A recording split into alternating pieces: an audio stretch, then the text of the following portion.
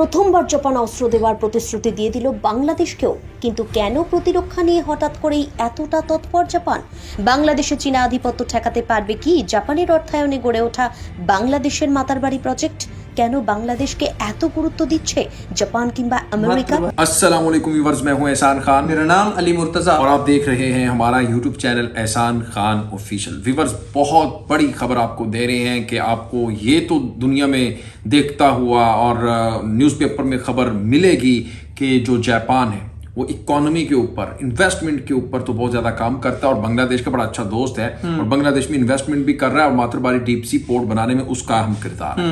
लेकिन अब जापान बांग्लादेश को जनाब दे रहा है मिलिट्री वेपन्स, इक्विपमेंट्स दे रहा है। क्यों दे रहा है? वो तो बड़ा पीसफुल कंट्री है, आखिर उसको क्या हो गया है कि वो बड़ा अग्रेशन और अग्रेसिवली आ गया है और जाके जनाब बांग्लादेश को इस तरह के हथियार देना शुरू कर दिया? इसकी वजह क्या है? बांग्लादेश को क्यों दे रहा है? ये सवाल उठाया है, मैंने नहीं उठाया, मुर्तजा ने नहीं उठाया, बल्कि इंडियन मीडिया ने उठाया। वेस्ट बंगाल मीडिया इसके ऊपर बात कर रहा है कि जो है बांग्लादेश के ऊपर इतनी रहम दिली क्यों कर रहा है जो है जापान इतने इक्विपमेंट्स जो कि बहुत ही कारआमद साबित हो सकते हैं, बहुत ही हाई फाई जो इक्विपमेंट्स हैं मिलिट्री के, वो बांग्लादेश को क्यों दिए जा रहे हैं? वो इसलिए दिए जा रहे हैं, वो हम बता ही देते हैं अपने व्यूअर्स को कि लेकिन अच्छा, दो बड़े अहम पॉइंट्स हैं जो हमने इस वीडियो के आखिर में आपको बताया, वो हम आपको एंड में बताएंगे कि गेम चल क्या रही है। ये एक तरफ तो अमेरिका है, दूसरी तरफ चाइना है, फिर आप इंडिया को देखें, फिर बांग्लादेश, ये सब कह रहे हैं कि आप हमारे साथ, हमारी टीम में आ जाएं, आप हमारे ब्लॉक का हिस्सा बने। लेकिन वेस्ट बंगाल मीडिया ये कह रहा है कि बांग्लादेश को बड़ा संभल कर चलना, फॉरेन जो पॉलिसी है बांग्लादेश को, खारजा पॉलिसी अब किस तरह से देखना, खतरे में पड़ चुकी है बांग्लादेश। लेकिन जापान बांग्लादेश का बड़ा अच्छा दोस्त है और फिर उसने देखे मातृबारी डीप सी पोर्ट पर इतनी बड़ी इन्वेस्ट कर ली। इसके एक पॉइंट है, वो मैं चाहता हूं कि वीडियो के बाद में ही, बिल्कुल वो बाद में हम बताएंगे मजीद। हम कुछ नहीं कहते, पहले वीडियो को देखते हैं, फिर क्यों, आखिर वजह क्या है? एक जो बड़ी मेन रीजन है जिसकी वजह से जापान ने मिलिट्री इक्विपमेंट देना शुरू कर दिया। बांग्लादेश को अब इतना वो रहम की नजर से देख रहा है, ये एक बड़ी चीज है। तो इसके ऊपर हमारे पास वेस्ट बंगाल मीडिया की एक रिपोर्ट है, वीडियो है, वीडियो को देखते हैं। वीडियो को देखने से पहले अगर अभी तक आपने हमारे यूट्यूब चैनल एहसान खान ऑफिशियल को सब्सक्राइब नहीं किया तो जल्दी से इसे सब्सक्राइब कर दें ताकि आप हमारी टीम का हिस्सा बन जाएं और इसका बेल आइकन भी प्रेस कर दें, आपको वीडियो का जो नोटिफिकेशन है वो बाकायदगी से मौसूल होता रहे। और वीडियो को लाइक भी किया करें और कमेंट सेक्शन में आप अपनी फीडबैक से हमें आगाह भी किया करें। वीडियो देखने पहले 3, 2, 1 एंड क्यू। ভোল বদল জাপানে নতুন করে খতরনাক সব অস্ত্রে সজ্জিত হচ্ছে জাপান।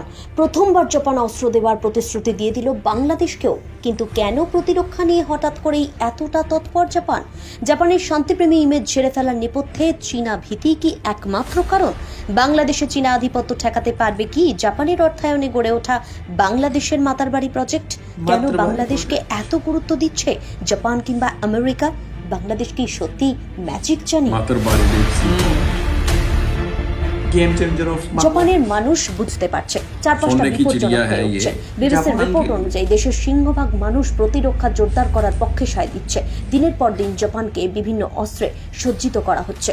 দেশটার প্রধানমন্ত্রী ফুমিও কিসিদা জাপানে প্রচুর অত্যাধুনিক যুদ্ধ বিমান কিনছে, বিমানবাহী একাধিক জাহাজ সংস্কার করছে, শত শত মার্কিন টমাহক ক্ষেপণাস্ত্র কেনার অর্ডার দিয়েছে। 2027 সালের মধ্যে $311 বিলিয়ন প্রতিরক্ষা খাতে ব্যয়ের প্রতিশ্রুতি দিয়েছেন কিসিদা, যা ওই দেশের জিডিপি 2% আগের 5 বছরের থেকে 50% বেশি।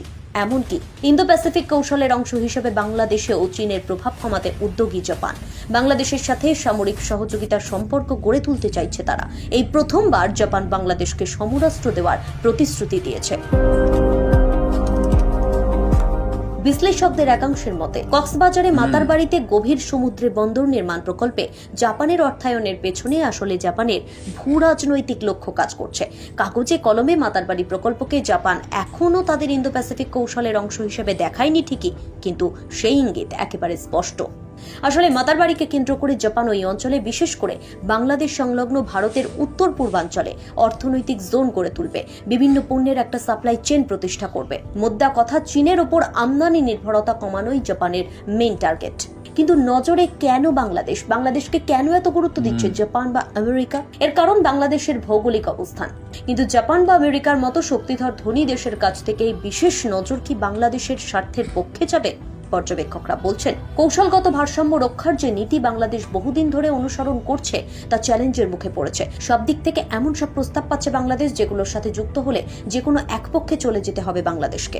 কিন্তু বাংলাদেশ যাবে কোন দিকে না সেটা এখনো কিন্তু স্পষ্ট নয়। তবে এগুলোকে একদিকে রেখে যদি এটা নিয়ে আলোচনা করা হয় যে জাপান কেন চীনা ভীতি নিয়ে এতটা উদ্বেগে বা উৎকণ্ঠায়, সেক্ষেত্রে বলতে হচ্ছে যুদ্ধবিরোধী জাপান চীনের ক্রমবর্ধমান অর্থনৈতিক এবং রাজনৈতিক শক্তি নিয়ে বেশ উদ্বিগ্ন। আর ইউক্রেনে রুশ হামলা জাপানের সেই প্যালপিটেশনকে আরো বাড়িয়ে দিয়েছে।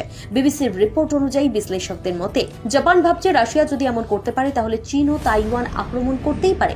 তাদের ভয় যদি তাইওয়ান চীনের নিয়ন্ত্রণে চলে যায় তাহলে তো আর দেখতে হচ্ছে না চীনের নৌবাহিনীর শক্তিকে আটকানোর আর কোনো উপায়ই থাকবে না। সঙ্গত কারণেই জাপান ভয় পাচ্ছে। দেখুন, তাইওয়ান নিয়ে যুদ্ধ বাঁধলে সেই যুদ্ধে আমেরিকা জড়িয়ে পড়বে। জাপানেরও কিন্তু জড়িয়ে পড়া ছাড়া আর কোনো উপায় থাকবে না। সেক্ষেত্রে তাইওয়ানের খুব কাছেই জাপানের কিছু দ্বীপ রয়েছে, সেগুলোতে কি হাত দেওয়ার চান্স থাকছে চীনের? ওকিনাওয়া দ্বীপে যুক্তরাষ্ট্রের সামরিক ঘাঁটি কি চীনের টার্গেট হতে পারে? এসব প্রশ্ন নিয়ে জাপানে বেশ কয়েক বছর ধরে কথাবার্তা হচ্ছে, তাই আগে ভাগেই প্রিকশন নিচ্ছে জাপান।